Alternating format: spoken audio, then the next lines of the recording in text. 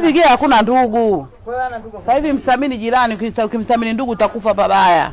Ndugu wao ndio wanaokumaliza. Hakuna ndugu sasa hivi Gea Dimo, sikudanganye mtu. Wewe kama una ndugu wanaokustiri wewe shukuru Mungu. Lakini ndugu hakuna. Maana naona karudi hapa anasaidiwa hapa. Hata mimi unaponiona nilikaga nyumba moja ni Mbagala Kinguge huko. Yule mama namkumbuka mpaka leo. Alikusaidia? Kwanza ana asili. Ukiwa na tatizo anakusikiliza.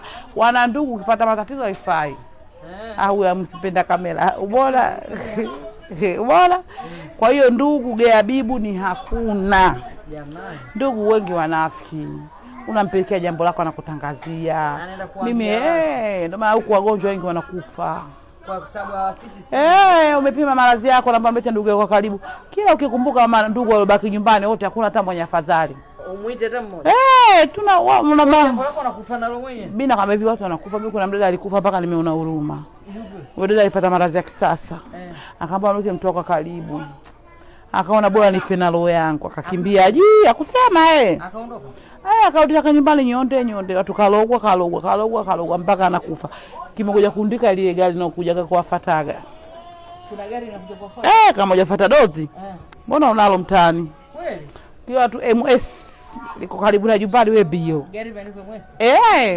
Usiniambie. MSD. Hiyo kiboko ya watu. Kwa ile baadaye tukaja kugundua kaandika barua. Kasema yani na bora nife kuliko kuwapa siri familia yangu. Maana hawezi kumstiri. Si wapi siri bali naenda kuambia tangazeni mje mzima. Huku. Wewe ukisema hivyo Gea Bibu, watu wana tabia mbaya. Hapo ndiko kuzaliwa kabisa ndio wao mbaya nyoka. Ndio kudhalilisha ukashangaa ukajiuliza nini.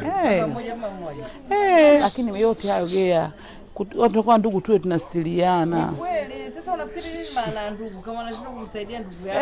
Wewe fikia kama mdada katoka huko kaja hapa. Kaja hapa pale hospitali. Jinsi gani amemwona mwema wake huyo dada.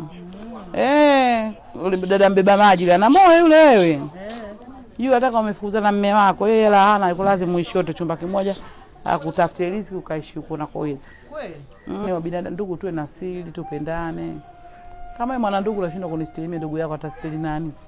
Ndio maana mnakosa vitu vizuri. Kweli. Juzi mtu kamchukua jirani kampeleka Marekani. Ndugu kawaacha. Kweli? Wamemloga hamna kulogwa, mtu anaangalia utu. Mtu anaona bora udugu anzishe kwa jirani kuliko kwa ndugu wanafiki. Hivyo. Ndugu wabaya Gea.